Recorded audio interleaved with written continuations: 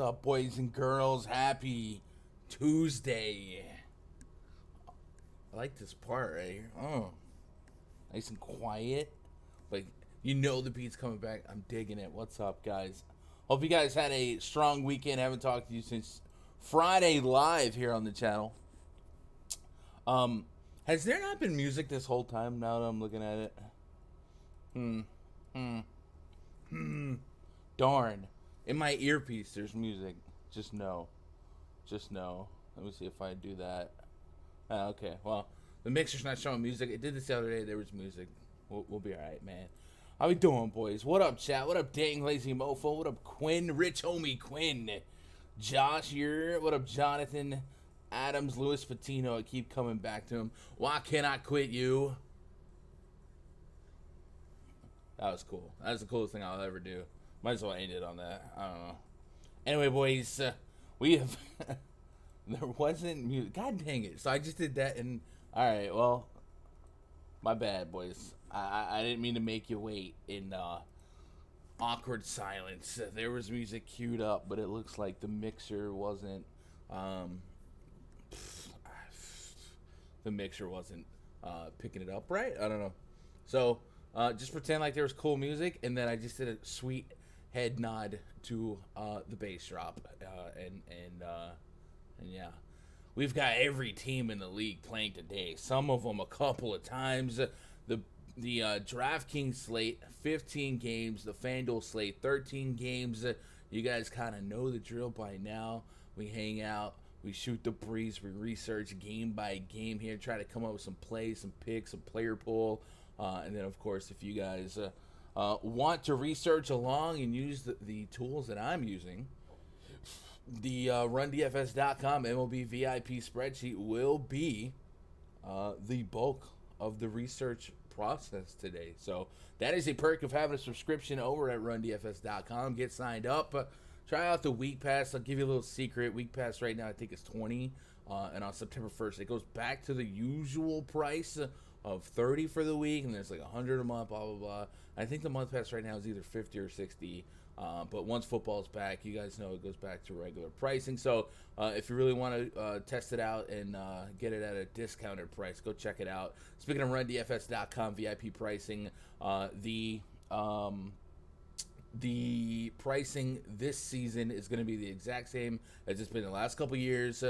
So once again, no price increase because you guys have been awesome. I know it is a little bit more expensive than a lot of other sites, but it is mostly one-on-one with me, pre-lock voice chats, research spreadsheets, tools, all that good stuff. Yo, Josh plays DFS, man. I appreciate the subscription, dude. Welcome to the channel. Sounds like you might have a channel. I'll check you out too. Yeah, Chalk White Sox finally came through yesterday. Come on, man. It's cool to be like disgruntled about Chalk yesterday, but come on, man. We were dealing with rain. It was only 5 games anyway, depending on what slate you were playing. So everyone's gonna end up being Chalk. I think the Yankees also had some elevated ownership, but Eloy Jimenez, right? Whenever the Chalk hits a couple of bombs, that's when it gets weird, mama. Hey, this stream's brought to you by PrizePicks.com. If you guys haven't checked them out yet, do it. Do it now. Sign up using code GUNDACKER. They're going to give you up to $100 deposit bonus instantly. No slow drip. Throw a 20 at them. They'll say, all right, this is 40. Go have fun. And it's that simple. And then if you use my code, they'll show me some love. And then it's just there's love everywhere. So go do that, and we'll be loved. There's a lot of love. Where do we start? Fanduel, DK, you guys do all right last night, chat? Everyone's vibing. I think last night was a pretty solid day for most people in the Discord. I saw 18 had like a top 10 finish in the mini max. What are you gonna do? It's a short slate, so even if you like got smacked by the rain game or what have you, I wouldn't even be too concerned about it. Brief overview on today's slate. We got a couple big boys, a couple of okay guys and not great matchups, and then for every team in the league to be playing, there is a lot of uncertainty in the bottom half of this pitcher pool today. So we'll try and sweep through, get us some nuggets that we can get on board with and choo-choo our way to victory. We will be adjusting lineups as such. I know a lot of these lineups are already trickling out. So as we go game by game here, I'll adjust the live lineup. That way the thought process is as fine-tuned as it needs to be. On the first look video this morning, I was on the Tigers.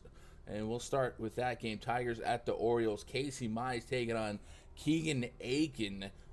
Aiken in his offense, a 5.1 implied run total, and the Tigers at 5.5, so about a 10.5 run total. I do think this game could get pretty sloppy. I was really digging the Tigers offense this morning, and one of the thoughts that I was like, man, I would like this offense a lot more if Akil Baddoo wasn't the leadoff guy, and this lineup comes out and Baddoo's in the 8 spot. So that actually makes me like it a little bit more, because then, Baddoo might get one less at bat against the lefty, and his splits have been pretty severe, and one more at bat against a righty. So it would still be good to stack him in your 4 or 5 mans. But generally speaking, man, this Tigers lineup, especially 2 through 7, a lot of green here, a lot of 270 and above batting averages. I definitely think I'm still there on Robbie Grossman because his ISO is as elevated as it is, with Jonathan Scope's up there, and Eric Haas, one of my favorite plays on the entire slate, a 4.43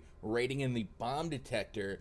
His only problem is the strikeout, and Keegan Aiken might chop that in half with a 16% K rate. He allows a 322 average to righties, a 146 home run per 9, and then, of course, this Orioles bullpen is about bottom 4 in just about every category you would want a bullpen to be bad in to pay off a stack. So maybe the Tigers let us down more often than they don't, because, hey, they're the Tigers. But I do think pre-flop they line up and they size up pretty favorably to be a strong stack option. And they're pretty cheap comparatively to a lot of other stacks on the slate.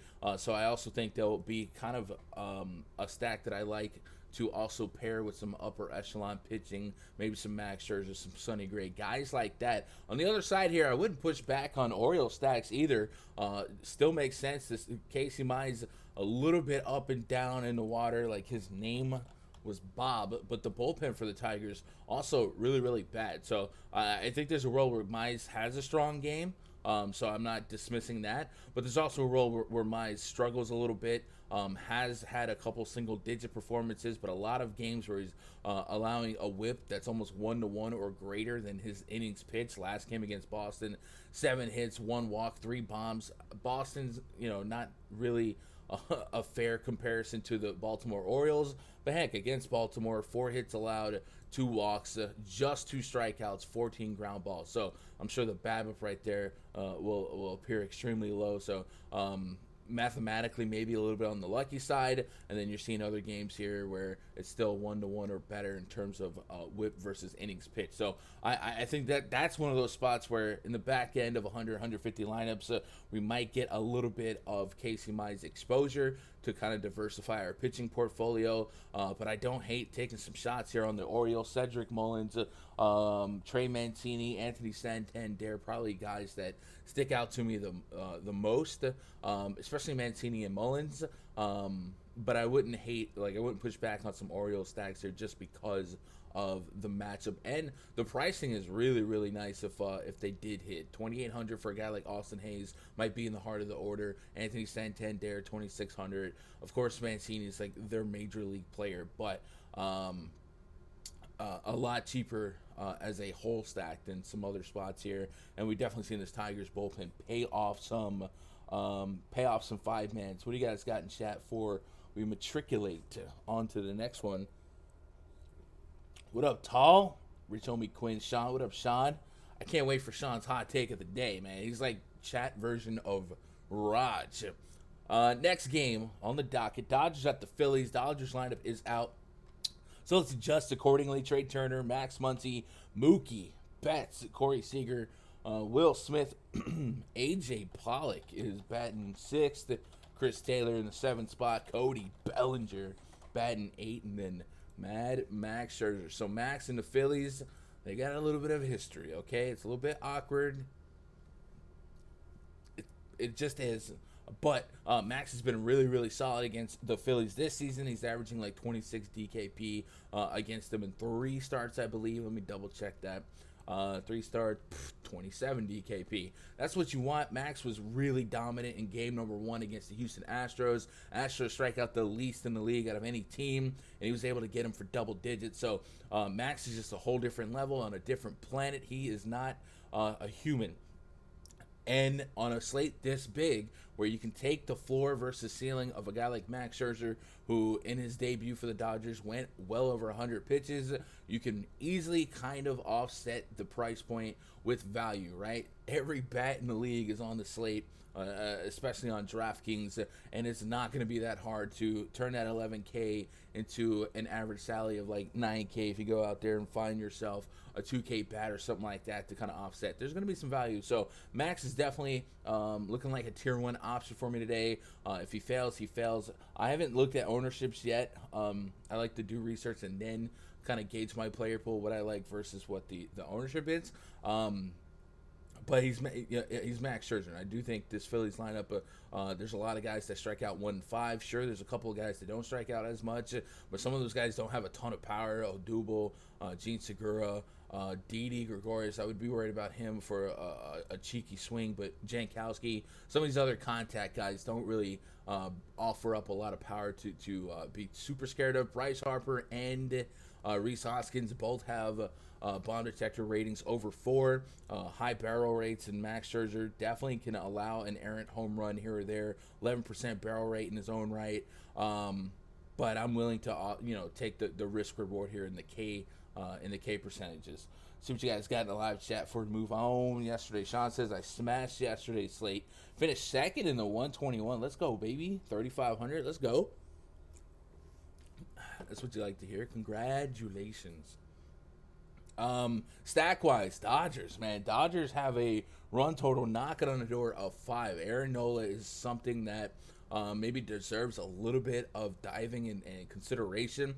ERA is well above the Sierra and expected ERA, so you're expecting some positive regression. But is it against Max Scherzer's Dodgers? I don't know, man. It's a really, really tough lineup. I think at 10.5K on a slate this big, I would hate to not have, like if I'm running 150 lineups, I would hate to not have a little dabble of a guy that I know can be one of the best pitchers in baseball. But he's been on quite a little bit of a skid. At home this season, he's performed a lot better.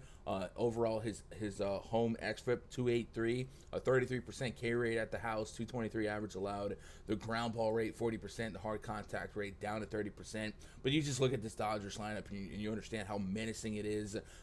There's not a ton of egregiously high strikeout rates. So I feel like in 20 or less or short entry, I don't get to Aaron Nola. But 100, 150, I probably put him in there, cap him at 8%, maybe 8 to 10%.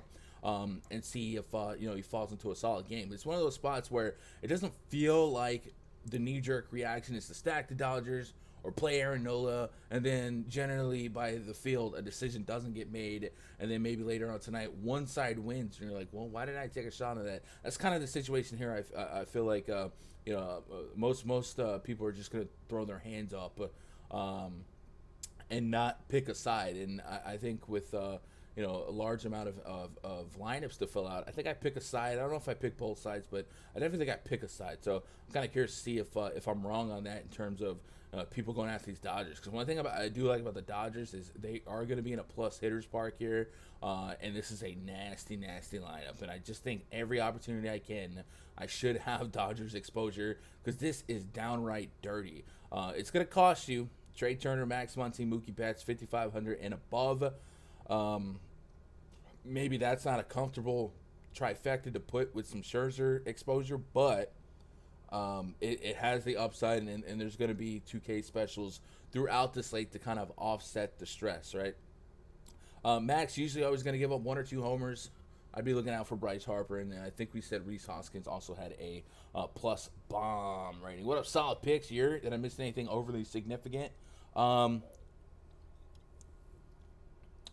There was this whole thing where I thought music was playing and it wasn't playing, but no, he did not. What up, Myron? Where the Dodgers get all this money from to basically have an all-star team? I think they have the highest payroll in baseball, but money-wise, like they're the Dodgers, right? They're one of the high key market teams. Heck, they've been in the World Series how many times the last 5 years? They're a big money team. So it's the luxury tax you got to watch out for. That's how they get you. But yeah, it's a I mean, I'm a Yankee fan, so like, can I really be that guy? But yeah, this team is dirty. Like when they're fully healthy, right? When that Dodgers lineup is the front end starters. There's a couple of all-star teams in the last 5 years, maybe 10 years, maybe even on the National League side that I would be like, man, I think this Dodgers team could beat that team. It's pretty stanky. What up, John? Phillies and the Dodgers haven't been striking out the past week. It'll be a test. Yeah, just be careful with short sample size, just because short sample size in terms of strikeout numbers is heavily reliant on strength of opposing pitchers, strength of schedule. I do think that the Dodgers team as a whole is going to be pretty strong. But I don't know, let's go pull up Bryce Harper. Just kind of see.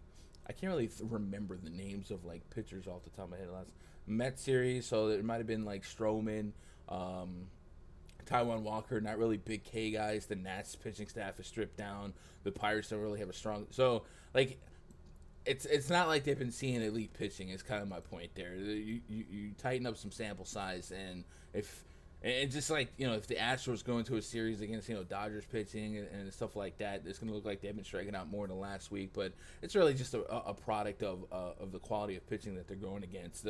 But there's definitely a range of outcomes to that. Both teams come out pretty scrappy here. Because you got to remember, the Phillies are in it. The Phillies, the Braves, they made some aggressive moves at the trade deadline to not give up on their season, because they felt like, looking at the Mets team, that they could catch them. And sure enough, here we are. Phillies and the Mets and the Braves are all kind of scrapping for first place. So it's not like the Phillies are going to lay down because it's Max Scherzer. They're going to come out here and play some baseball, which, hey, that might entail less strikeouts, right? Philly striking out lowest in the last 14 days. Yeah, that's dangerous. That's dangerous. Cardinals and the Pirates lineups both out here.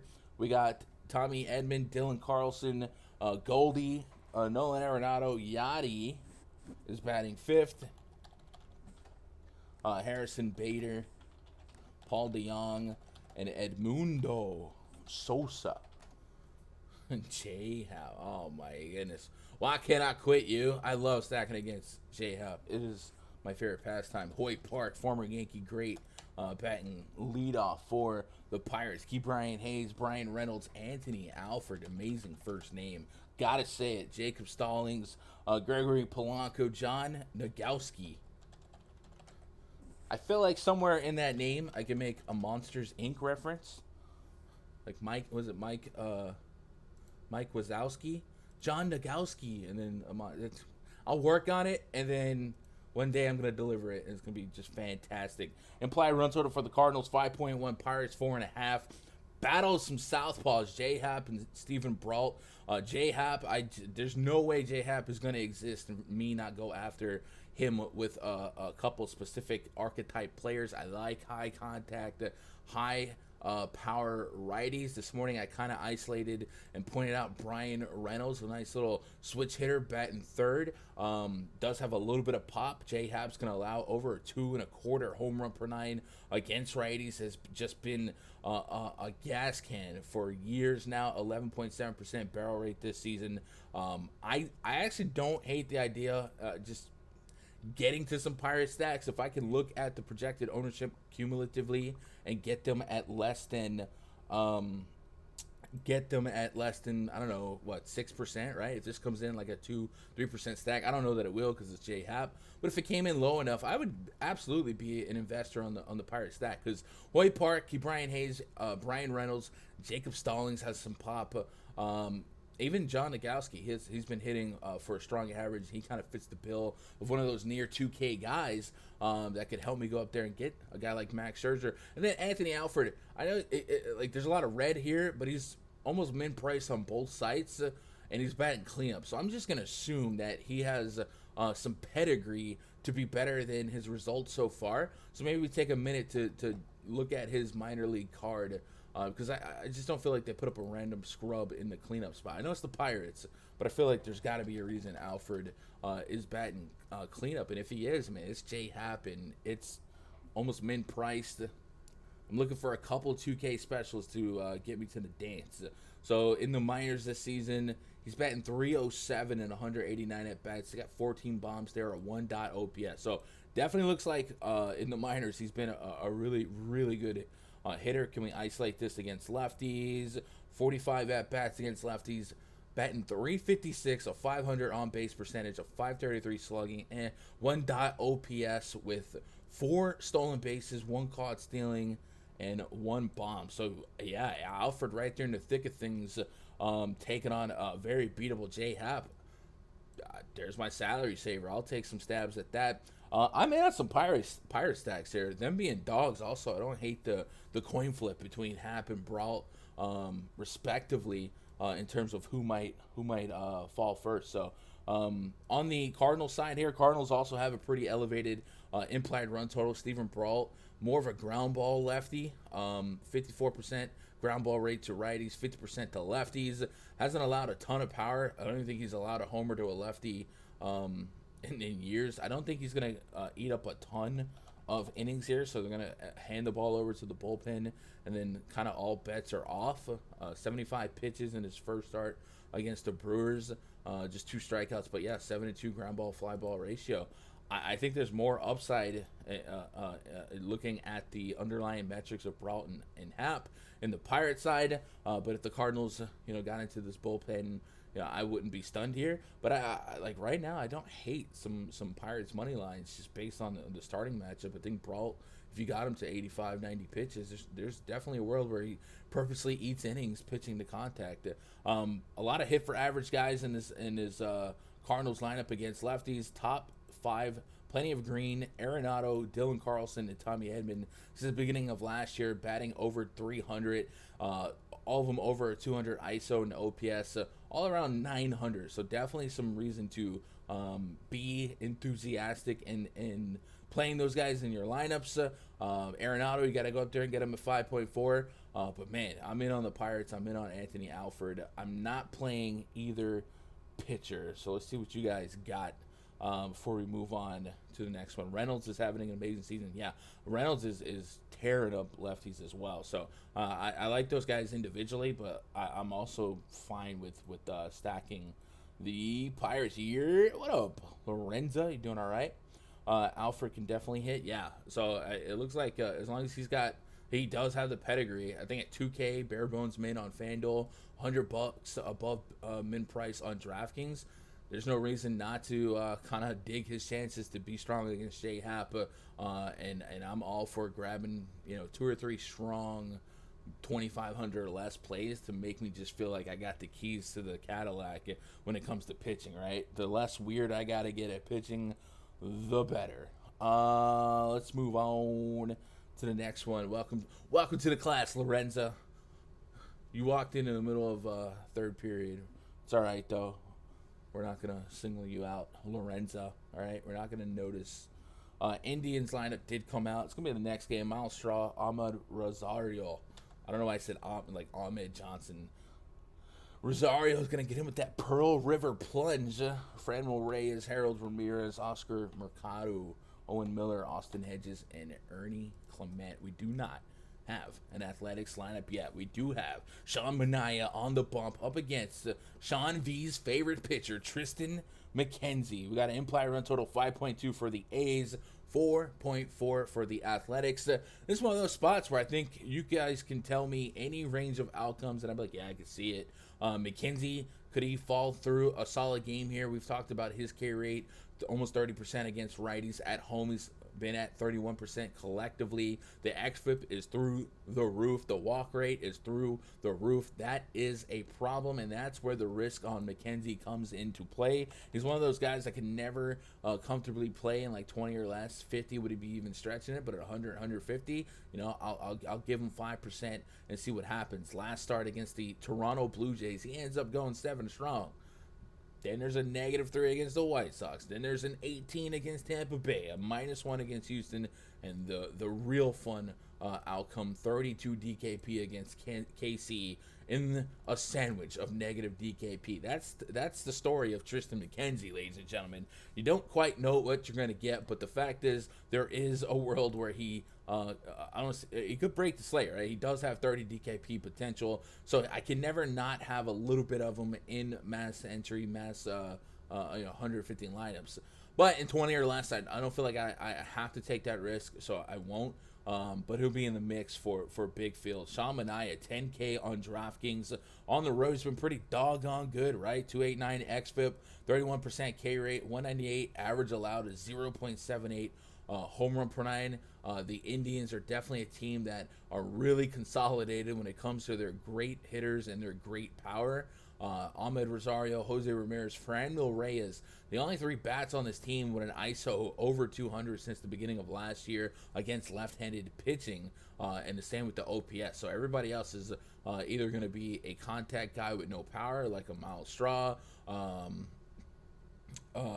Ernie Clement, or some guys with high K rates, no power, and just collectively beatable. So this is one of those spots, if we want to play Sean Manaea at 10K, understand that we're going to have to grit our teeth through 2, 3, 4, but around that, he should have a solid game. And Manaea's been somebody that's kind of finding it late in the season here, and this Athletics team that's trying to make a push for that wild card spot, and losing a guy like Ramon Laureano, they're going to lean on guys like Sean Manaea. Let's go to his last couple games via Fangraphs, and keep an eye on his swing and strike rate.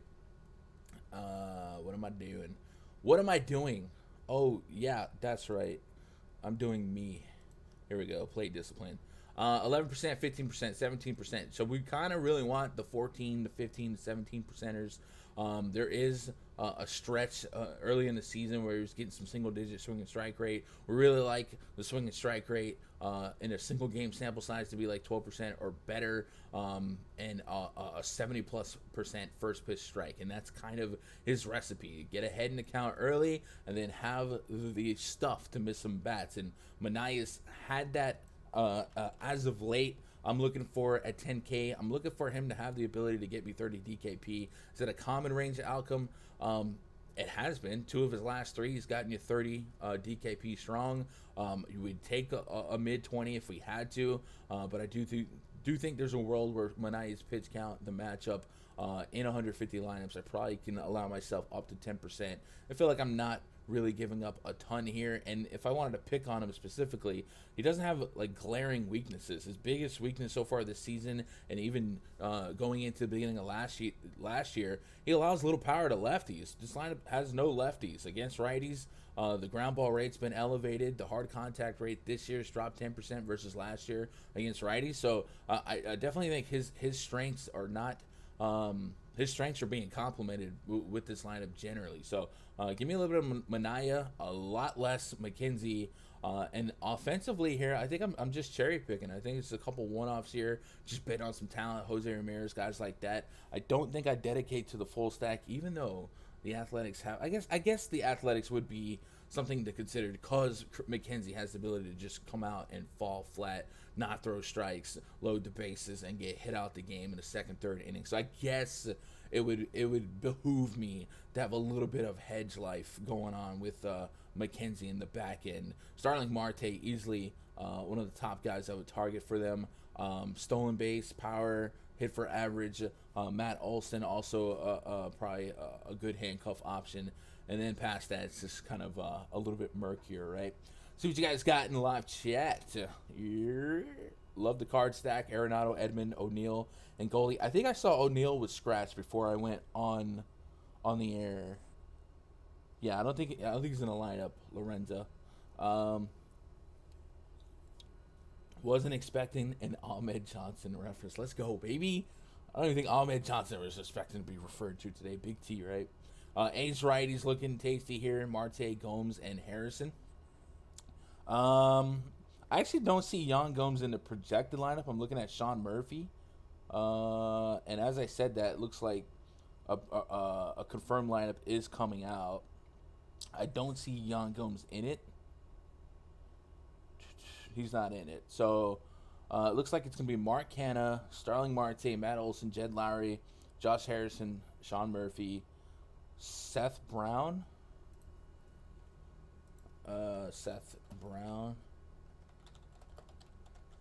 Matt Chapman, and then Elvis Andrews. Return to sender. Yeah, no Gomes, but I don't think Murphy's a huge backslide. It's probably a lateral when it comes to power and strikeout. So, McKenzie does allow a lot of power to righties. A lot of high ISOs here. Bomb detector still likes Matt Olson. It's always going to like Matt Olson. And then Mark Canha and Matt Chapman have some sneaky high ratings in the bomb detector as well. Give me a little bit of both. Let's move on to the next game. What up, Michael Montgomery? Welcome to the chat. First time? That's love. Appreciate you, buddy.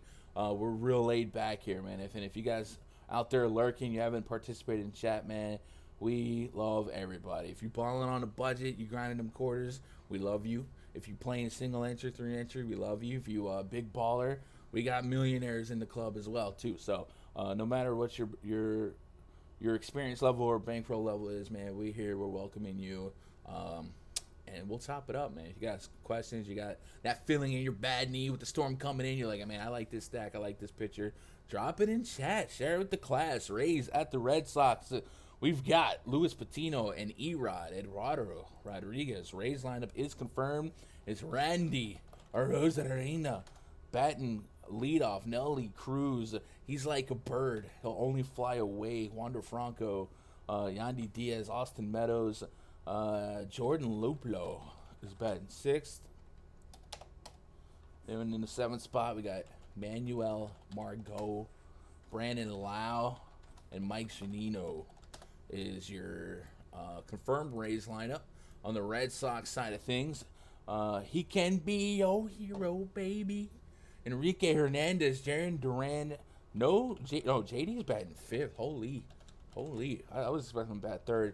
Rafael Devers, JD Martinez, Kevin Plawecki. There we go. A lot of trains today, too. Hunter Renfroe in the 7th spot, Christian Vasquez in the 8th spot, and then Franchi Cordero. So big implications behind this series. Rays and the Red Sox in the train, all battling it out for first place in the American League East. If you're a Blue Jays fan or a Yankees fan, you kind of want them to just split this series here so you can kind of make up some ground. But the top of the AL East is going to be decided between these two teams. The Red Sox kind of skidding as of late. Pitching-wise, Patino, 8.3K on DraftKings. Erod, 9.3K. Both guys have a case to be made. I think Patino, if you want to play him, you're looking for a righty-heavy lineup.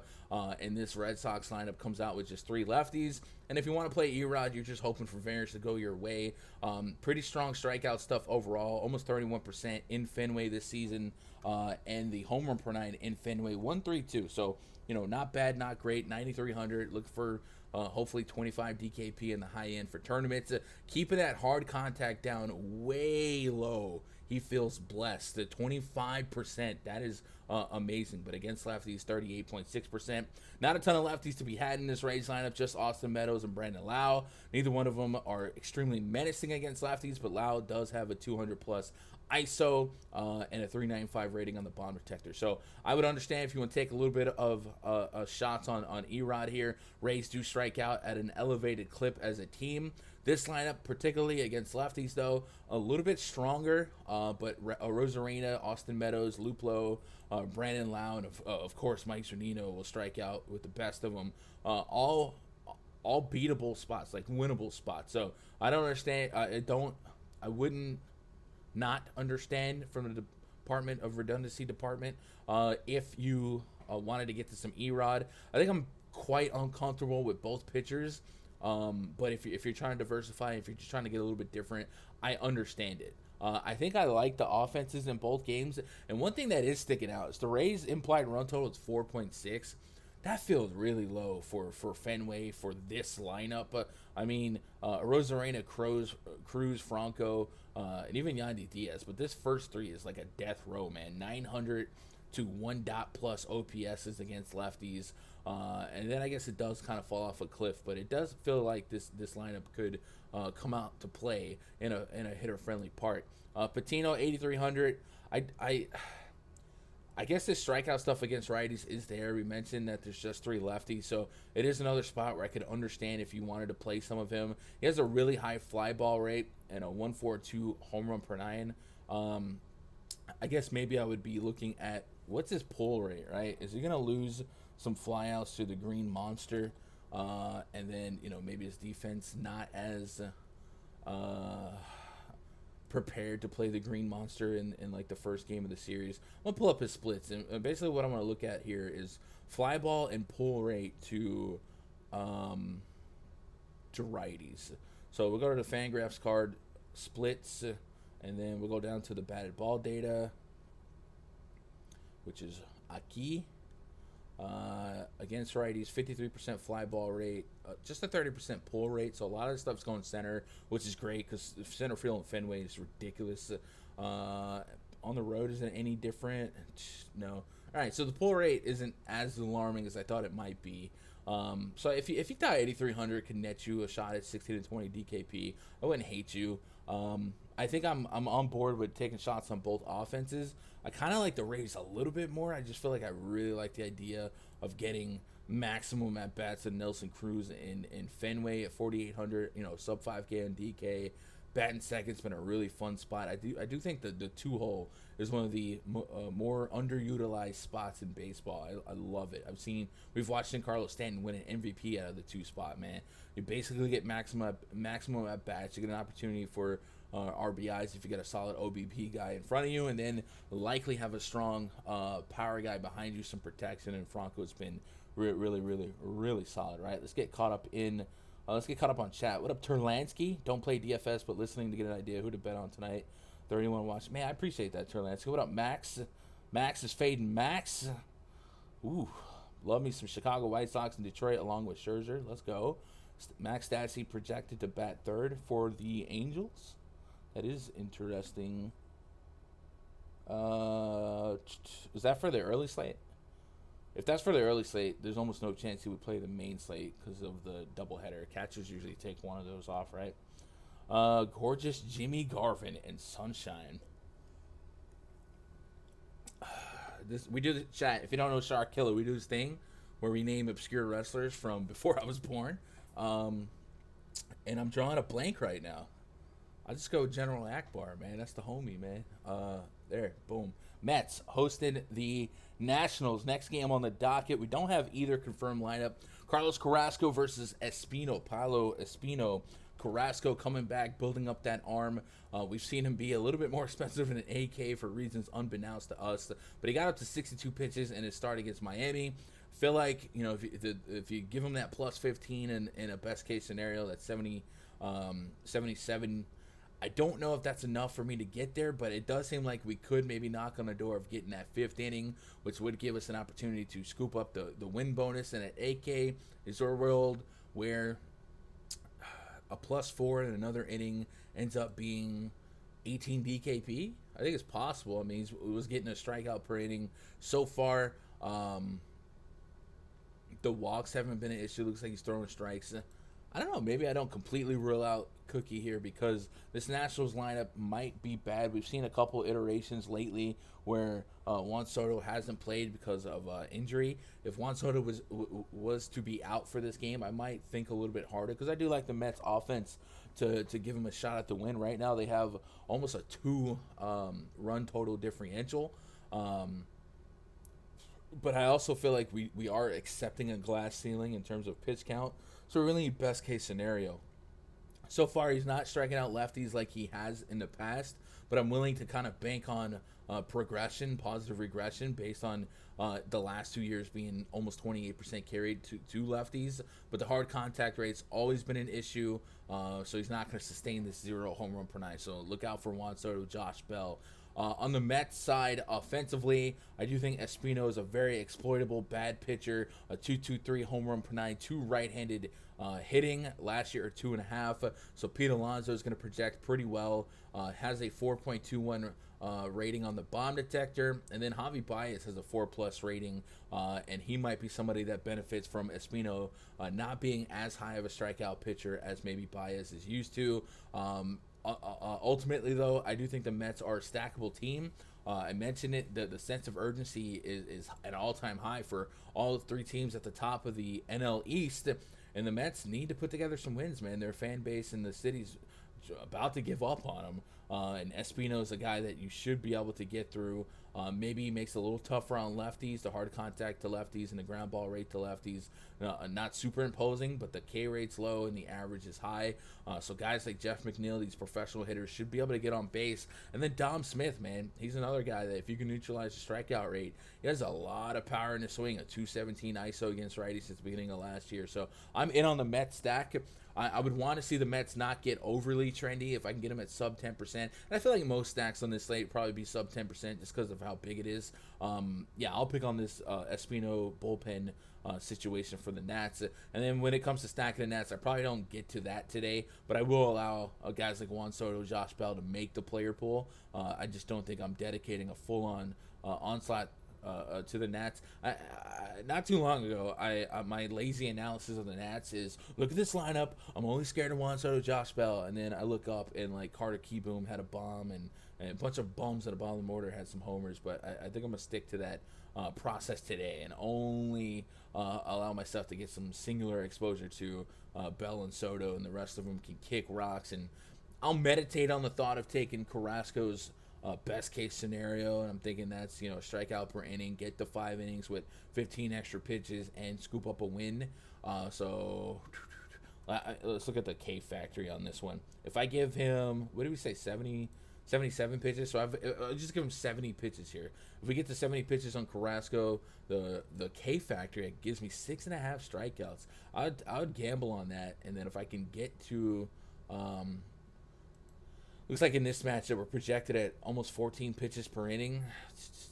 If I can get to 5 and that many strikeouts and hopefully hang on to the win, I'd probably dabble with some cookie in big field, right?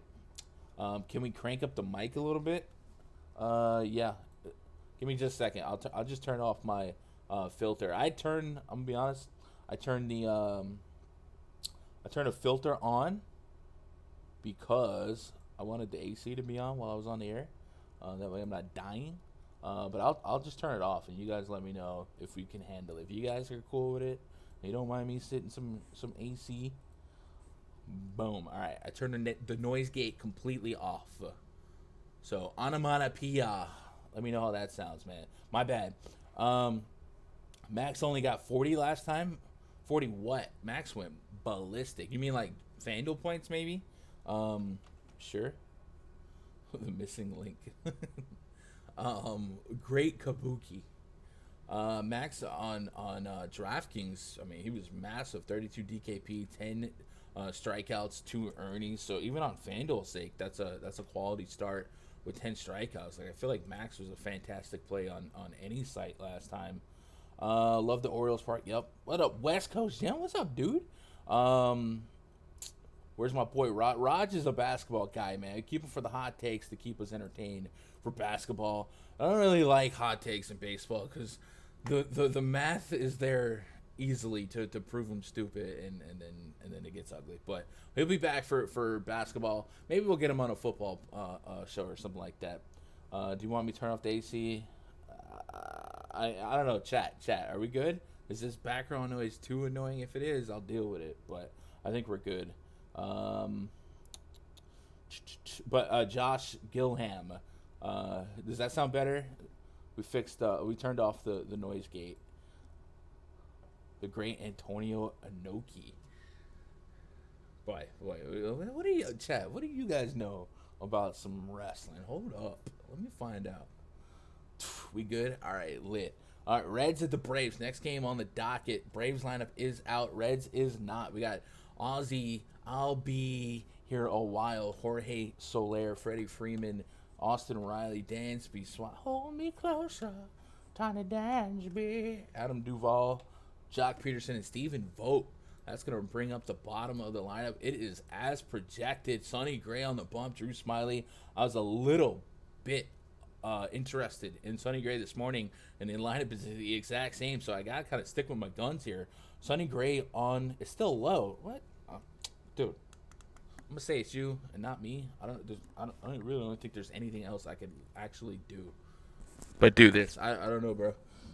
Are you? Is he the only one with audio problems? Because if it is, then we can isolate it. If it's not, then I really don't know what else I could do. I shut off the noise gate, the gain, all that crap. Yeah. Sounds like a you thing, Josh. Gilham, not you other 8 Joshes. Sonny Gray, 10.3K on DraftKings, 9.2K on Fanduel. I think he obviously is going to come with a little bit more risk because the Braves lineup can be scrappy. They have some power. But, man, I'm loving the splits for him on the road. A 30% K rate, 295 xFIP, a 0.55 home run per 9 on the road, and a 50% ground ball rate. All that stuff will play. And I do think at 10.3K, there's a world where 25-30 DKP is in the range of outcomes. That's a fun sentence for DFS. And I think he's got to be in the player pool. On the road this season, he's averaging 7 more DKP per game. Last couple of road games, 26 against the Mets, they're kind of sour. The Royals kind of sour, 25 DKP there. 25 against the Nationals. So, yeah, not really a reason for me to not to get the little bit of Sonny Gray. I don't think I would have him, as my one pitcher in single entry, but I would actually get a little freaky in like 20 entry and have some Sonny Gray just because of those splits. And his weakness, if we wanted to pick on it, is right-handed hitting this year. Elevated xFIP to righties, a 302 average allowed to righties, and over 1.5 home run per 9 to righties. So maybe a Soler kind of surprises him early, gets into one. Adam Duvall has a high ISO as well, but those guys also come with elevated K rate. So I kind of like the idea of getting to Sonny Gray in a lot, anything but cash. I wouldn't mind, some gambling on him in 3 entry, stuff like that. But he is somebody I'm digging. I do think his road splits are really, really pristine. So I'm going to have some exposure to him. I probably don't have any exposure to Drew Smyly. Smyly, a 5+ xFIP to righties, a 4+ xFIP to lefties. The homer per 9 is through the roof. The Reds are a team I do prefer in Great American Ballpark, but I do think in this matchup, I still got to believe in Jonathan India, Nick Castellanos. Joey Votto is never not homered. Tyler Stevenson, Kyle Farmer, if these guys make the lineup. And that lineup just came out, man. How convenient. Shout out to the Reds. India, Tyler Stevenson, batting second, bro. Yeah, I'll take that. Castellanos, Joey Votto, Aristides Aquino. Are you kidding me? I get this in the 5 spot. My man's been batting like 7th and 8th all year. Eugenio Suarez in the 7-hole, and Shogo Akiyama is batting 8th. I really like this lineup. So I signed me up for some red stacks against Smyly, against that bullpen. Look at this. A lot of high averages against lefties, a lot of ISO. Stevenson, is that a 2-hole catcher? Maybe on FanDuel, no one plays him. 4,800 on DraftKings, got to kind of get up there. We mentioned I like Eric Haas as well. But, man, 1 through 3 is really fun. Votto's been on a whole new planet, so wouldn't really rule him out. 6,100, that's going to cost you. Aquino, he's the guy that has a really, really high K rate, right? Especially against to both sides of the plate. But when he does make contact, he makes a lot of power, generates a lot of power. He has a 20.8% barrel rate, just at period. So that's a great indication that when he makes contact, it's a problem. And Drew Smyly this year, just a 19.2% K rate, 2 righties with a 9.5% barrel rate. So Aquino is going to size up and line up really, really well. It does have a 4+ rating in the bomb detector. And same with Eugenio Suarez. We can neutralize his K rate a little bit and kind of build into the upside. So I like the red stack quite a bit right now. I think their run total is going to go up. It's at 4.8 right now. I don't really think there's a way it doesn't move even higher based on this lineup, unless I'm a bot. I think this is I think some public money might see this in this matchup and kind of bet the over on their run total. So I'm in on the Reds. I'm in on Sonny Gray.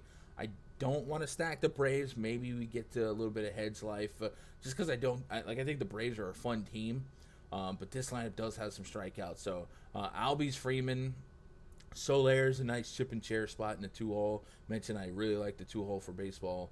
And that's kind of it. Everyone else I'm kind of staying away from. And I said it earlier. Sonny Gray's got some pretty strong splits in terms of strikeouts. He strikes out lefties at a much higher clip this year than righties. So he can even kind of help you settle down on the Albies and Freddie Freeman K rates being as low as they are, with him being that much more impactful and effective against lefties. What you guys got on this one before we move on to the next one? Sounds low to me too on my TV at 100. I'll look into that, guys. I'm sorry that some of you guys aren't hearing me fully. It's weird. I don't know. I'm sure there's something I can do, but yeah. Over the weekend, I had to take my computer set up elsewhere, but I didn't change anything, so I don't know. I'll run it back and test it on my TV, all that stuff. But I'll try and speak louder for you guys. What up, Dennis? Do you play on Fanduel and DraftKings? Yeah, I play on both sites. Some days I like one site more than the other. The days I really like DraftKings for baseball is when there's a lot of good pitching and I can really keep line, because once ownership gets high, it's kind of hard to be a little bit different. But if you can have two pitchers, that shakes things up. And I also think pitchers is kind of my strong point in terms of research. So. And then there's some slates where pitching is not so good, and there's only like one or two guys that you really want to get behind, and those are the nights I really prefer FanDuel. So I do play both. I noticed it was lower than usual, so I put my headphones on. It's fine. My bad, boys. Might be my old CPU. I don't know. Sounds lower to me too. Sonny Gray's PrizePicks prop is 28 DKP. So PrizePicks fantasy projections are in line with the FanDuel scoring. So we're asking ourselves, can Sonny Gray get to 30 DKP, basically? And I would say that's very possible, especially like in context, like 4 more than Drew Smyly, a little bit more than Espino. Like, he's definitely not a gas can. So like 30 plus is definitely something I would probably expect from him. It is a tough matchup, right? It's not like a fun, warm and fuzzy spot, but I don't mind that at all. That's a good look. Second best hitting park to Coors. Which park is that? The SunTrust Park? It's alright. Josh says, I'm entering the 111 GPP on DK. Pray for me. Let's go, baby. Mid 80s in the A. Alright. Is that really the second best hitting park? You mean just like hit for average? I know it's not up there for homers. That's Great American Ballpark. On this slate, I'm looking at, I guess it's up there for the slate. There's not a lot of hitter parks on this slate.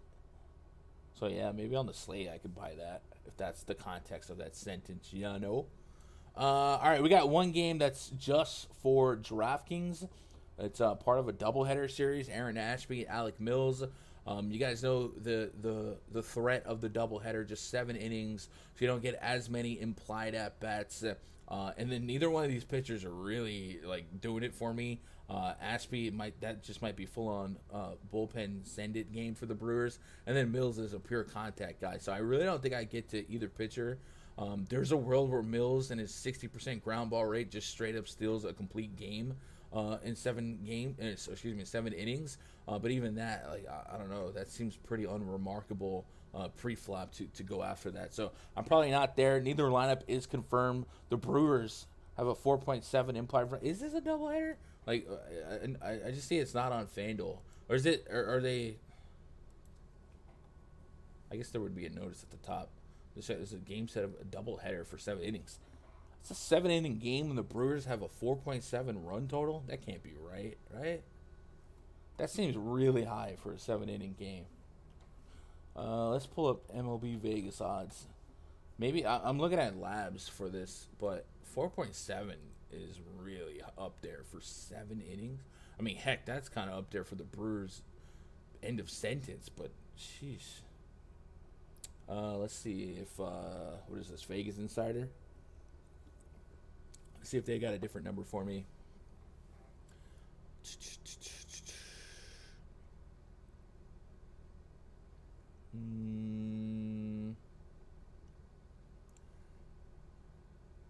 My eyes playing tricks on me. I don't see this game even on here. I don't know if they like not list doubleheaders. I don't know, man. That seems pretty high. Like if it's gonna be pushing 5, I mean it's hard. Oh, there it is. So we got a 7.5 to 8 total. So that's 4 minus 220. Okay. All right. Okay. Brewers against Alec Mills specifically, I would be looking at some of the lefties. High hit for average allowed to lefties. A little bit of power at 1.23 homer per 9 to lefties. That power has been more so on the road, but overall, a 109 home run per 9 in Wrigley, 11% carry at 269 overall average allowed. So you don't even get like a 7-inning discount on the Brewers, but if you wanted to get to a couple of these guys to be a little bit different, I wouldn't push back. Ashby, 500. I got 2 outs of sample size for him in the majors. I guess we would run his minor league numbers just to see if he's a stretched out guy that's here to eat some innings. But yeah, they're playing now. I believe a lot of edge in the summer league. Man, I wish I had time for summer league just because it's a good way to just kind of learn the players too, right? It also will trap you because like in summer league, guys start going off and you're like, all right, buying the hype, and then when the season comes along, they get like 3 minutes off the bench and you get tapered expectations. So in the minors, 243 average allowed to righties, 188 to lefties, over a 1 whip to both sides of the plate, but extremely bad against righties, 1.5 whip. The ground out to air out ratio is ridiculous. Like it's so crazy that I don't even know if that's real. 18 ground out to air out ratio against lefties. That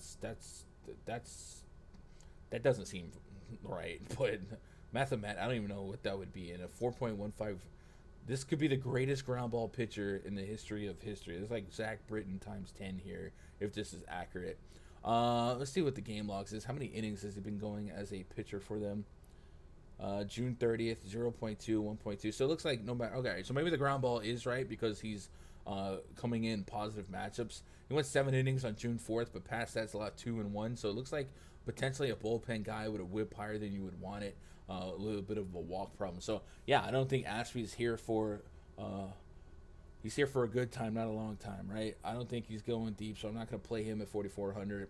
And I think I would just cherry pick on some talent here. And the Cubs are very deprived of talent after the trade deadline.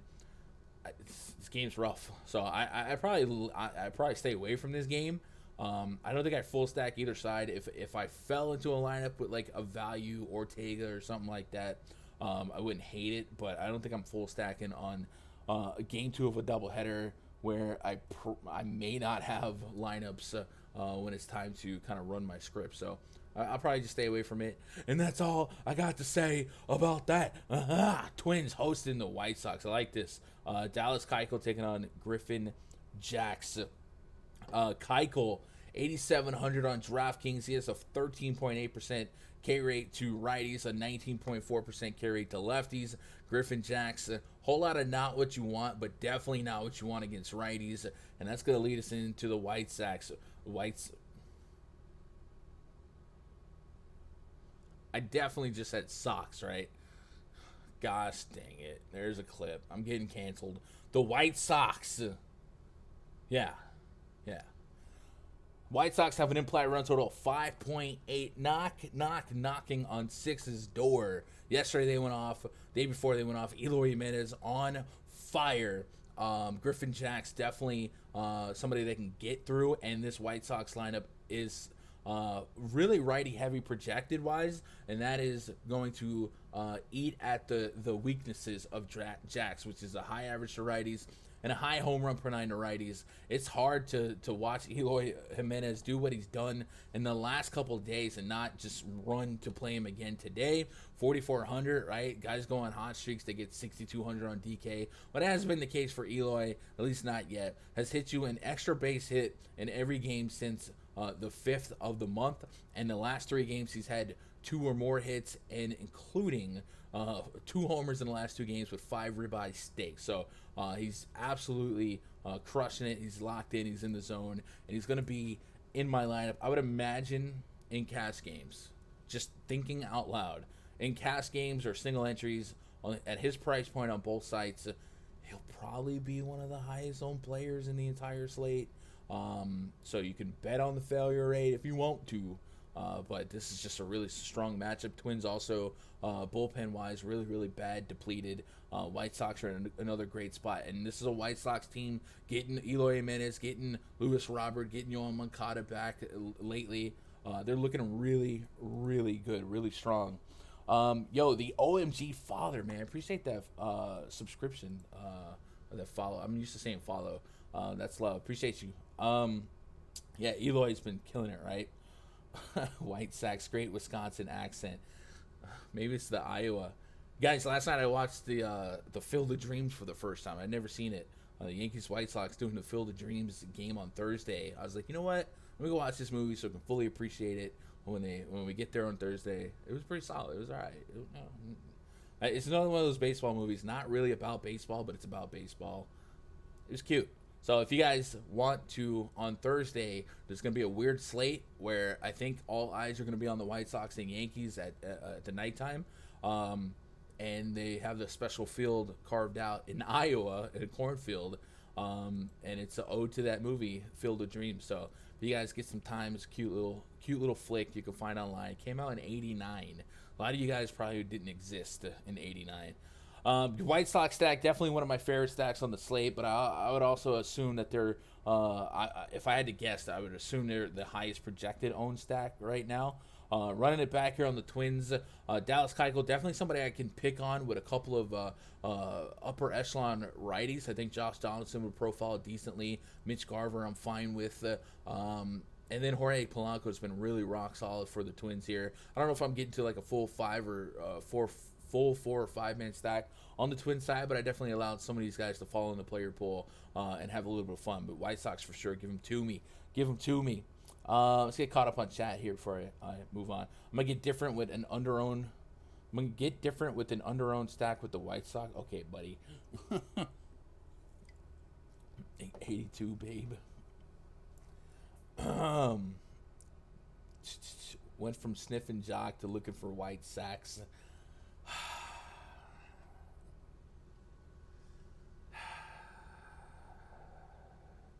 Astros hosting the Rockies. John Gray, definitely the brother of Sonny Gray. Don't look it up. Jake Odorizzi pitching for the Astros. They're not really related. John Gray on the road, 4.3 xFIP, 20.4% K rate, and a 270 average allowed. The Astros lowest K team overall on the season. Really tough spot for John Gray. So at 9,100, you did your thing, dog, but that's going to be a no for me. I don't think I get to John Gray. Jake Odorizzi becomes a much more peculiar decision. There's not necessarily a guy that I often get to. XFIP is through the roof. But, man, Rockies on the road are a much different team than Rockies at the house. So let's go pull up team batting stats tab on Fangraphs, and let's go sort them by, let's see, leaderboard, team stats. Let's split it up, right? Team and home and away. So we're gonna look at WRC plus, and then just like general other stats. And a lot of people just look down on the Rockies because they're not good. Even in cores, like people are like, yeah, I'll pitch against the Rockies. They're not good. Well, they actually are like the most menacing home team in baseball, right? They have the most runs. They have the highest team batting average in cores. And then if we go to, I guess advanced. We'll WRC plus it, why not? And sort by, so they have a 93 WRC plus, but that's park adjusted. I guess ISO. We'll sort by ISO just to kind of get scary. Colorado Rockies are third to the Dodgers and the Blue Jays when it comes to home ISO, and then K percentage is at 19%. So let's flip it up, man. Get out of the elevation. Elevation. I bet you two. Huh? Anybody? And then let's resort from ISO first. And let's just go to the bottom because I'm sure they're down there. They have the lowest ISO on the road out of any team. That's crazy. To be third at home and last on the road, that is a product of course field, and then we talked about what was it, 19% K rate or something like that. It goes to 26%. So they are Jekyll and Hyde when it comes to playing at home versus on the road. And Jake Odorizzi is 7,700 DKP. So this becomes one of those situations like if you guys punted a average righty against the Detroit Tigers and got away with it, that's what this kind of feels like. Could we get to 7.7K Odorizzi and have a reasonable expectation of 20 DKP for tournaments? I don't think there's a right or wrong answer pre-flop. That's just a thought that we should all think. Could Odorizzi be a viable play today? Because it is the road Rockies. We've seen him score as much as 30 DKP in 5 innings against the Orioles. What's really going on? Has not played against the Rockies yet. The Rockies do pick up the designated hitter, but I think I would probably get to some Odorizzi in my back pocket at 7,700. I could cushion the blow on like 14 DKP, right? If you got to 14, I'd take it. But I think this lineup could present an opportunity to get 20 plus DKP. A lot of 1 and 4K rates here, even if you add in the addition of the DH. Because point blank, like, are you stacking Rockies here? If the answer is no, then you don't believe in them, especially on the road. So you probably get to some Odorizzi in 100, 150 lineups. And I would say in 20 lineups, I might still get to him as the kind of that mid-tier guy that might be able to lay it on and be that bridge between like a max at SP1 and, you know, a White Sox stack or something like that. Saying that out loud, maybe Odorizzi isn't a secret or anything like that, but thought process wise, without context of ownership, I feel like I would have to get to a little bit of Odorizzi in this spot, right? I just feel like I got to do it. Stack wise, John Gray on the season been pretty solid overall. I do think it's fair to isolate his home road splits as well, to kind of maybe find us a couple of Astro bats we would like in short entry. I think generally speaking, because the Rockies do have one of the worst bullpens in baseball, you know, there's no pushback on wanting to stack the Astros just at all. But away against lefties, a 289 WOBA with a 234 average allowed, so that's pretty solid. But against righties, a 333 average allowed on the road, a 412 WOBA, has allowed 5 bombs in 18.1 innings pitched. So that's not what you want. You usually want about 1 bomb per 9-10 innings to be, you know, okay, you're just a big league pitcher. But 5 and 18 is a problem. And Jose Altuve, man, he loves bad pitches. That's his effing problem. Man, leadoff bomb coming for him, maybe. 5,200 on DraftKings. Carlos Correa in the mix potentially as well. And then Chas McCormick, a lot of pop from his bat so far. 236 ISO against righties. We've also seen him be a pest on the bases. So I could get behind some Astro stack here. The minus 182 favorites. A little bit Odorizzi, a little bit Astros bats. I definitely am not definitely not stacking the Rockies, right? But if you wanted to cherry pick, you know, some one-offs of like a Trevor Story, maybe a CJ Cron, Ryan McMahon, somebody like that, I wouldn't talk you down. Odorizzi's biggest problem is going to be power to righties. He does give up power to lefties as well. Just a big fly ball guy. So if you can find a couple of pull fly ball hitters with a little bit of positive launch angle, go for it. I think Trevor Story's kind of the top guy for me. And then past that, it's a lot of chip and chairs. So that's my thoughts on the Astros. Let's move on to the next game. Yankees at the Royals. Nestor Cortez Jr. taking on Daniel Lynch. The Yankees with a 5.8 implied run total. If you missed the first 7 innings of this game yesterday, I wish that was you, because it didn't become a game until 7 innings, and then it went to extras, and it was just a lot of parity, a lot of mirroring, box scores and all that. Cortez is a lefty that rocks a really, really crazy strikeout rate. But I caution you guys to understand that he's one of the gadget pitchers, the gimmick pitchers, where he's not really getting strikeouts necessarily due to the swing and miss. He can get that, but his swing and strike rate on the season is just 9%. It's a lot of weird arm deliveries, timing stuff to kind of catch hitters off guard.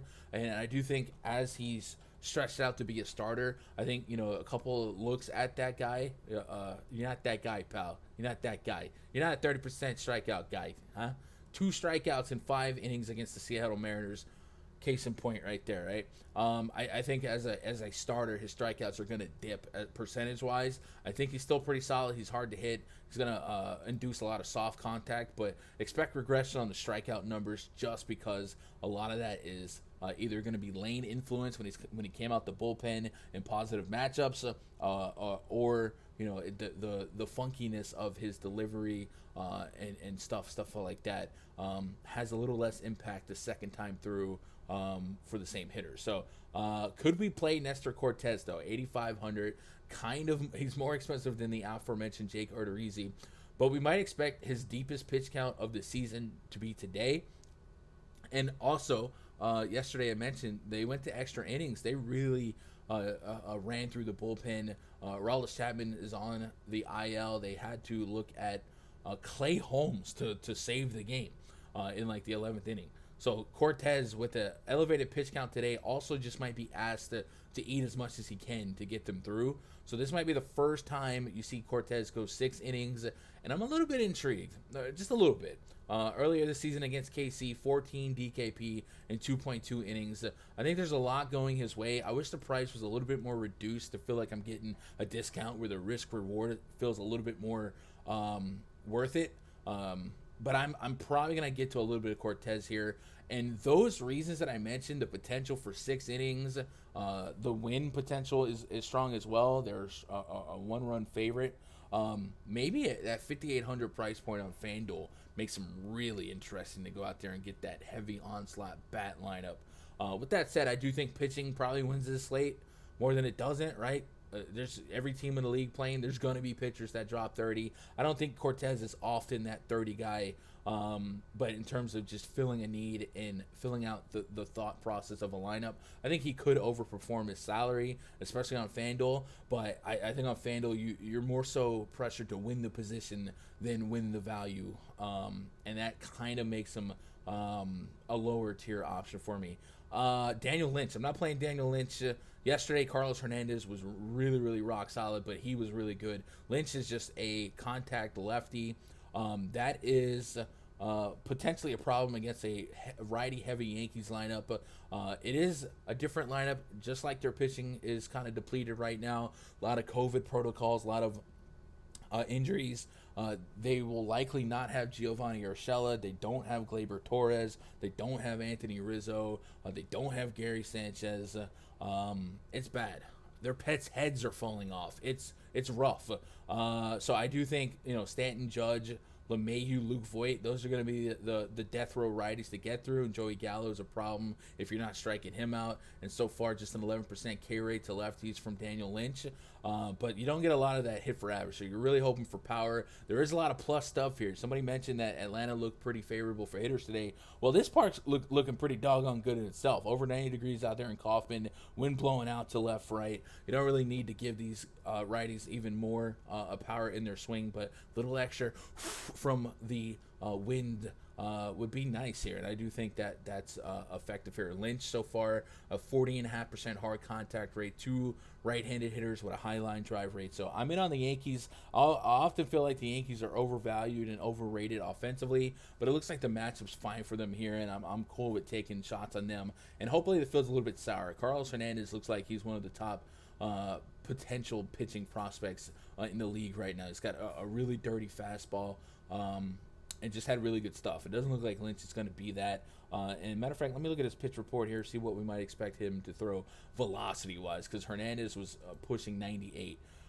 Lynch is throwing 94. He's got a negatively graded fastball. He'll back it up with a slider, 85-mile-an-hour average exit velocity, curveball, changeup there. All negative pitches outside of that curveball, but he doesn't really use it. So I guess the slider's a plus pitch. So I'm in on the Yankees, but I've kind of adopted the mantra of that the Yankees are projected to be chalk, and right now I think they are tied for the highest run total. Maybe I take a step back because their offense isn't clicking like the world wants it to, like I want it to. But it's a good spot, good matchup, right? See what you guys got in the live chat. Tall says I'm effing dead. He loves bad pitches. I thought the De Niro imitation was about to come out for a second. I think I dropped it on the first look this morning.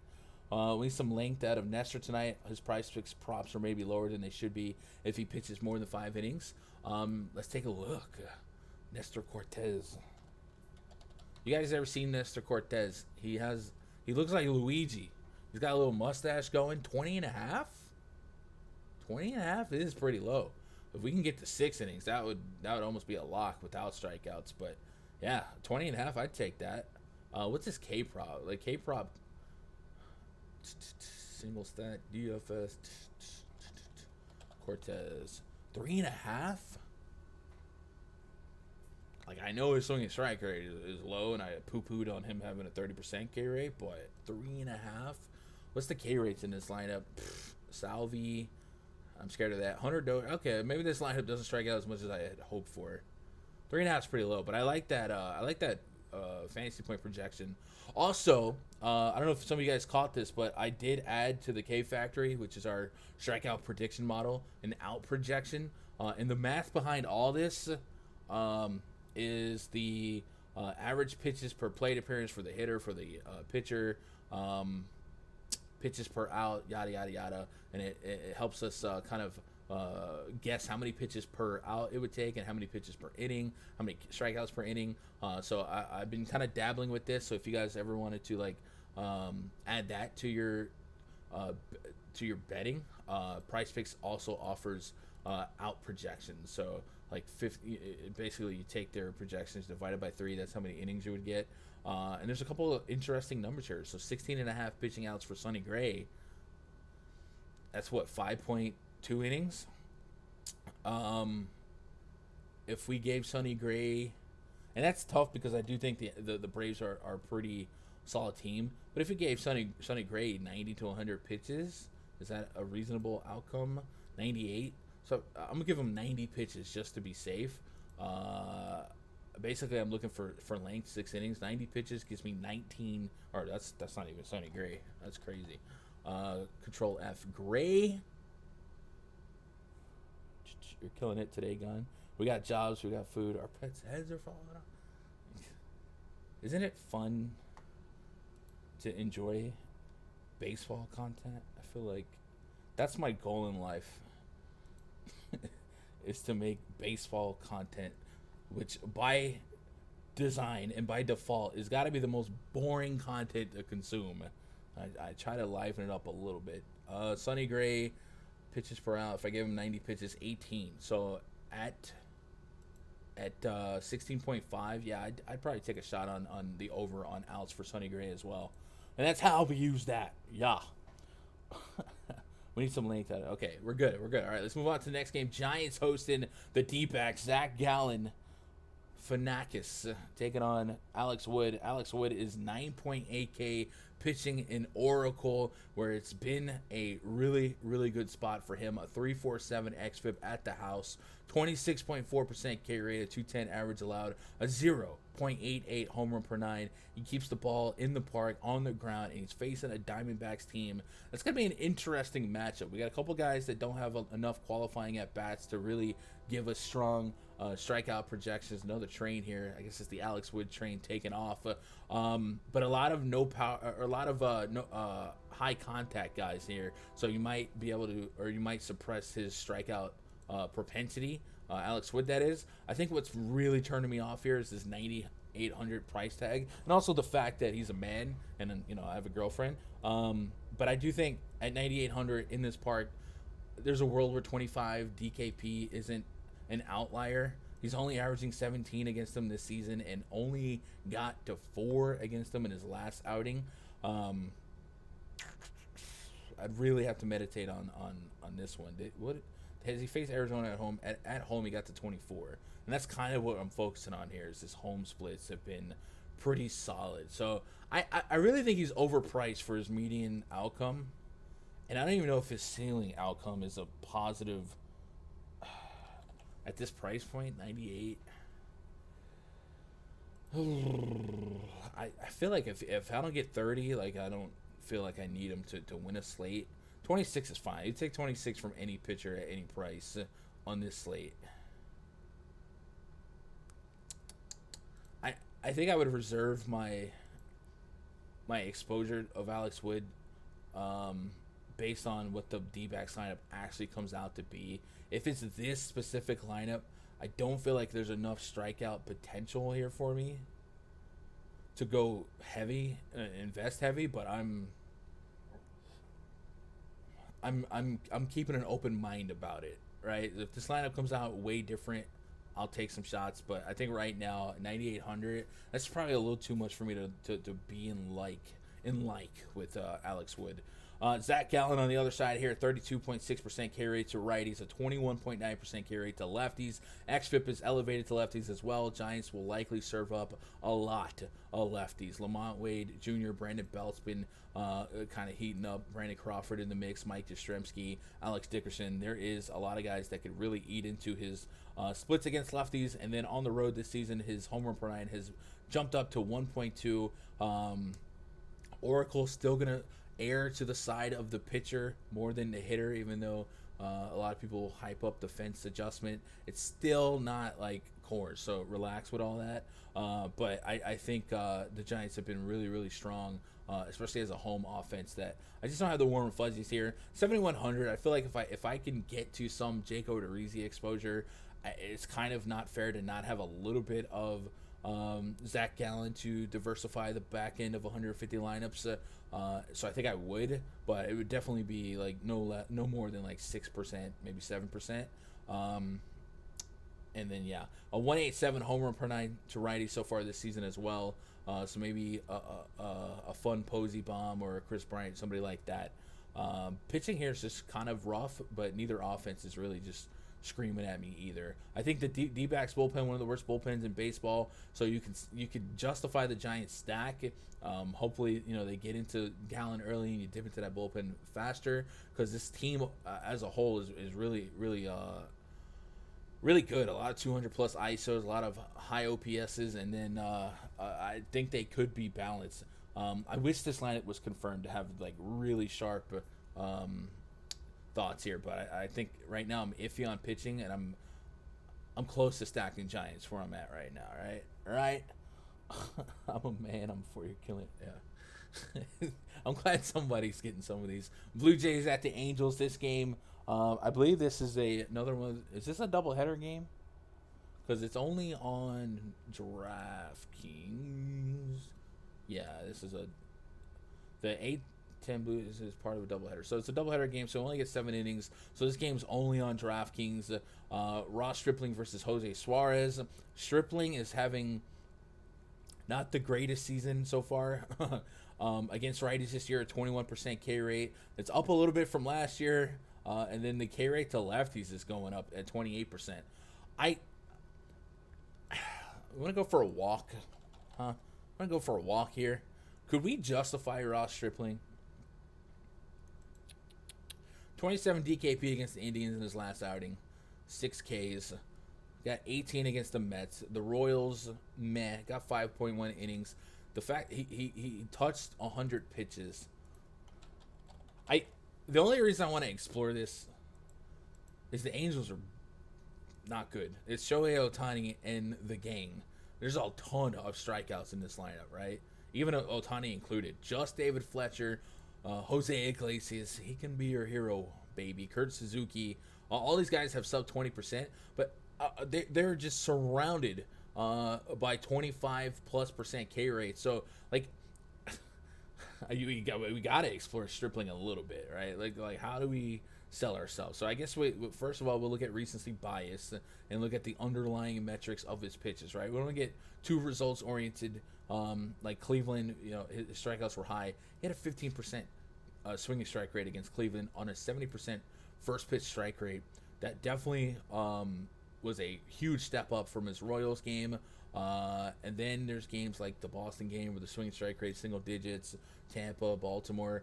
We need the good stuff. Oh. The right stuff. So we would really like a 10+% swinging strike rate, and this Angels team is begging you to strike them out. I guess the other thing I want to look at is, has this pitch makeup changed at all? Looks like no is the quick answer. Maybe he used a little bit more changeup last game than he had been. Pitch value on that changeup is plus 6.8 on the changeup, so I guess that was hitting for him. And then we'll go to advanced metrics here. The xFIP in those games is something I'm interested with. There we go. 374, 569, 219, a 37.14 xFIP against the Red Sox. Guys, I don't think I've ever seen that before in my life. 11.82 Sierra, 5.448. So there's a wide range of outcomes when it comes to raw stripling. I think what I'm saying is if you have a pitch count that can get you to 100 and you're going against a lineup like this and it's a 7-inning game where maybe you steal a CG, maybe you steal a CGSO, I don't think I have no stripling exposure on DraftKings, right? Like, maybe that's the benefit of having 150 lineups, so you can make some of these looser decisions. But this lineup is just too strikeout heavy, and there's the added bonus of maybe stealing some extra points on a CG and a CGSO. I think at 9,500 I get to a little bit of stripling. I might cap him at an obscure 6 to 8% right now, and hope for the best. And his weaknesses are the power righties, and there's not a whole lot of power righties on this team. It's like Upton, who's a shell of his former self, and that's basically it. And then it's Ohtani. Ohtani can hit anybody. So if he can get through those two, does look like there's a world where he becomes a very viable option for fantasy. So I'm gonna have a little bit of stripling on DraftKings. Jose Suarez probably not gonna be somebody I dabble with. Blue Jays offense still really, really strong. George Springer has been heating up, and I think the Blue Jays at least make you wonder. Unlike maybe the Cubs and the Brewers for DraftKings, the Blue Jays will at least make you consider having exposure to them in just 7 innings. I think the best way to think about that is maybe they lose one at bat. Right, if this game's at home, you probably project them to win anyway. They don't get the bottom of the ninth, so really you're just losing the 8th inning conceptually. Well, George Springer in his last month or so has been really, really solid. So I don't mind looking at him, especially if you're worried about at-bats. As the leadoff guy, he'll have the most at-bats on the team, and Jose Suarez is so far been pretty solid against righties, but we have seen him suffer against righties in years past. The ground ball rate's really, really high. He also suffers against lefties. Or he really suffers against lefties. A 2+ home run per night to lefties, 328 average allowed. This lineup may not have a single lefty in it unless they get weird, but we won't have the information. But I'm okay with getting to a little bit of Springer here, maybe Marcus Semien and guys like that. I spent a lot of time on that game. My bad, y'all, but I really wanted to walk through how bad or how viable stripling is. I'm gonna try to get you guys out of here in 15 minutes because I think Osmo does 345, and I want you guys to have all the information you possibly can. Angels play better at home. Can't pay 9,500 for stripling on a road 7-inning game. See, the 7-inning is the good part for DFS. It's bad for the offense mathematically because you are getting less projected at bats. But for pitchers, remember, you go 7 innings, that's a complete game. That's extra fantasy points for DK. And if you steal a shutout, we've seen that happen. So Colby Allard taking on Logan Gilbert. Allard 6,400 on DraftKings. Real quick, I'm not playing Allard. I'm pretty interested in Gilbert. A couple of these cute pitchers that I want to play today are expensive. Gilbert, Stripling, Wood. Like these guys, I'm not getting a discount, and that's annoying me because it's not like the results for Gilbert have been massive. He's had a couple of high upside games, like 25-34. But is that really something that we should slap a 9,600 price tag on him, especially considering that this Texas team, was a team that only got 16 DKP on him? So I wish he was a little bit cheaper. With that said, I'm still gonna have him in my player pool, and the reason being, I just think his metrics are solid, right? If we do research and we eliminate ERA, which I recommend. If you notice, I don't even put ERA in my splits. I keep it in the overall just to kind of show you guys a potential path to regression or progression. But it's not something I involve in my actual thought process. But I know it's something that has to be involved in the pricing algorithm. But 31% carry to righties, a 25.5% carry to lefties, keeping the ball in the park against lefties, a 142 homer per night to righties. The fly ball rate's definitely more than you would like it to be. But it's a Rangers lineup that has decent amount of strikeouts in it, and Gilbert has the metrics for me to play him. And at 9,600, I just feel like I'd wish it was like 8,600 to better reward the research and take the shot here. Because it is a bigger slate, there's going to be more 2K specials that I don't feel like is hurting the integrity of my lineup or the upside or the floor of my lineups. If I overpay for an extra 5 DKP from Gilbert, I'm going to still be there, but I'm just complaining that I wish it was cheaper. But I like Gilbert today as a play, and I also like these Mariners bats here. Kobe Allard allows a lot of contact to righties, a 19% K rate to right-handed hitters, 264 average allowed, a 146 home run per nine. The Mariners that stick out to me the most: Mitch Haniger, Ty France, Luis Torrens, and Kyle Seager. Somebody you should always keep in mind, especially against lefties, because he can hit lefties with pop just as well. 253 ISO to lefties, and this year Kobe Allard has a 2.25 home run per nine allowed to lefties and a 2.79 last year. So it's a pretty bold call to project a lefty on lefty home run, but Kyle Seager smells like one today. So I like a little bit of Mariners bats here. I wouldn't hate a couple of 4 or 5 man Mariners stacks. Give me some Gilbert. I'm not stacking Rangers. If you get to some Garcia in your mix, go for it. Let's move on to the next game. Padres hosting the Marlins. Braxton Garrett taking on Craig Stammen. I think for the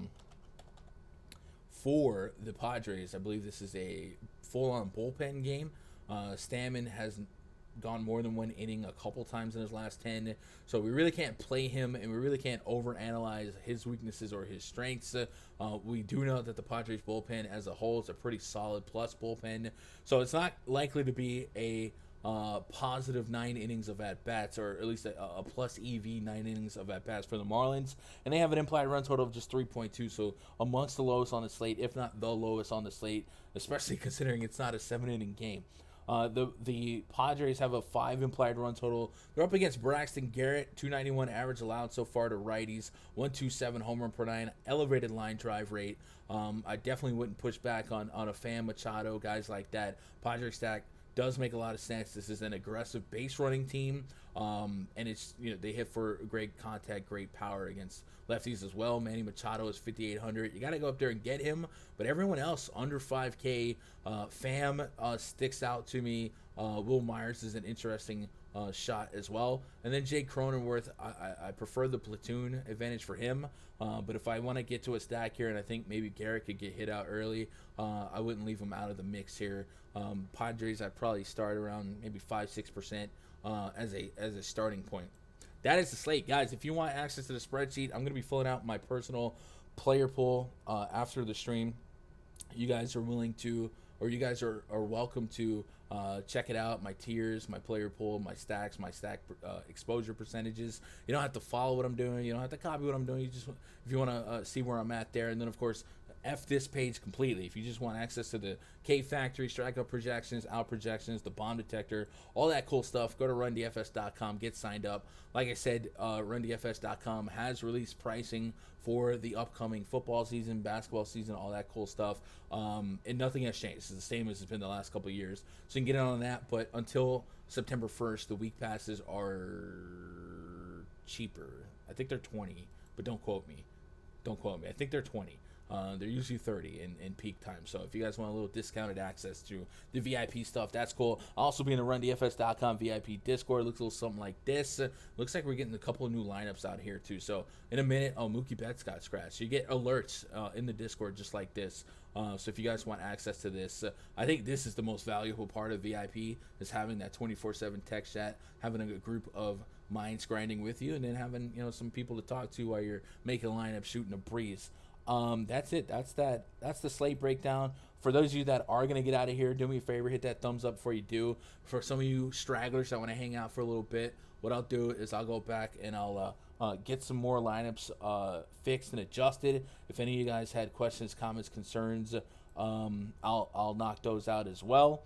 We'll have a little bit of fun as we wind down. I'm still going to try and get you guys out of here within 10 minutes, but we'll see. I got Seattle bats. I'm with that. Do the opposite of what they say in Osmo and Cavs. Nah, so Osmo is really, really sharp, cats. So true. All right. Also, like, I'm part of the Osmo team, so we're not here. We love those guys. I love Adam and Greg are like the sharpest dudes I've ever talked to ever. I haven't really talked to Adam, but they're really, really, really smart. Let's get caught up on a couple of lineups here. Like I said, if you guys have anything else to share with the class, picks, questions like that, throw them in. I'll get caught up on what lineups did come out.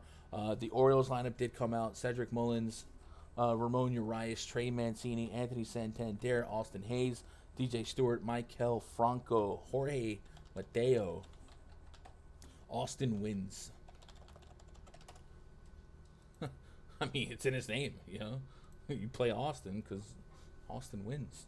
Nothing really changed there for me. I think, like, if you want to stack the Orioles, go for it. The lineup didn't really get better or worse. A couple of different names there. Phillies lineup. Okay, so first of all, we got Mookie Betts scratch. So let's fix that. Muncie, Will Smith, a 3-hole catcher with Corey Seager as your protection.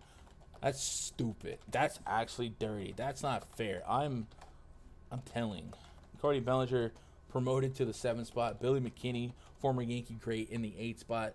Phillies lineup: Odubel, Gene Segura, Bryce Harper, JT Realmuto, Brad Miller, Didi Gregorius, Ronald Torreyes, also former Yankee great, batting 7th. Travis Jankowski. So the bottom of this Phillies lineup, not great. A couple pesky guys that don't strike out a ton, but not a ton of power there in the bottom. So I wonder how Max navigates that. I'm sure he don't care. He's just gonna curse out the baseball and strike him out anyway.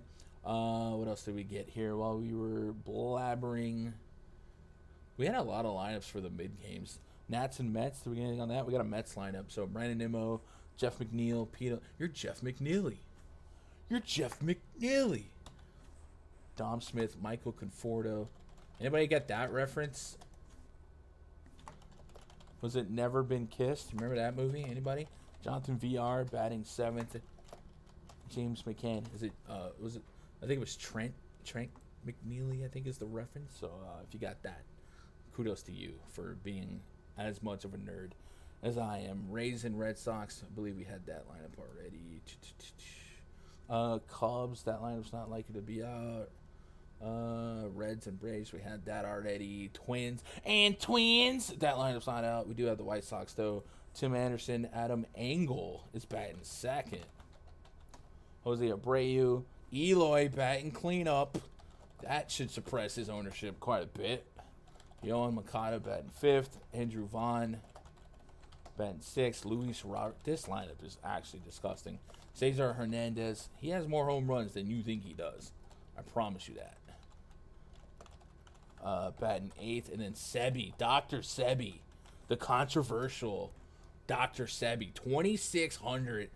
9-hole catcher with triple dong potential.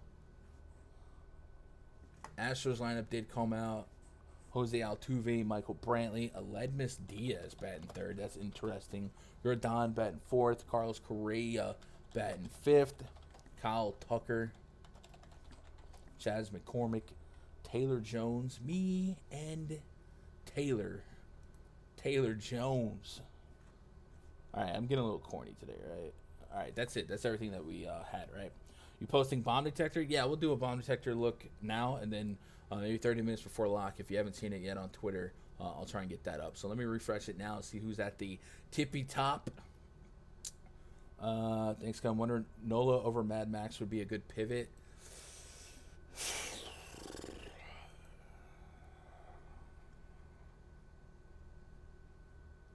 No. Tracy Morgan gif. No. Joey Gallo at the top of the bomb detector. Interesting. Going against the lefty. Eric Haas, number 2. Aaron Judge. New Yorkian for beer. Andrew Vaughn, Jose Abreu. A lot of White Sox up here. And then Trevor Story is kind of in the mix as well. Mitch Garver's up there as well. So that's a first look at the bomb detector. We'll run it back later on Twitter. If you guys are following me, twitter.com/Gundacker. Other than that, tomorrow we'll have regular content, a first look video in the morning. And then we will have a live stream tomorrow afternoon. And then on Thursday, I think instead of the first look Thursday, we might do like a pre-recorded breakdown. But remember, like I said, the Thursday slate's kind of chopped up because of the big Field of Dreams night. Yeah. Hey guys, in 20 minutes, I'll be in the RunDFS.com VIP voice chat. You guys are welcome to come join me, man. Hit that thumbs up on your way out. I love you guys. Good luck. God bless.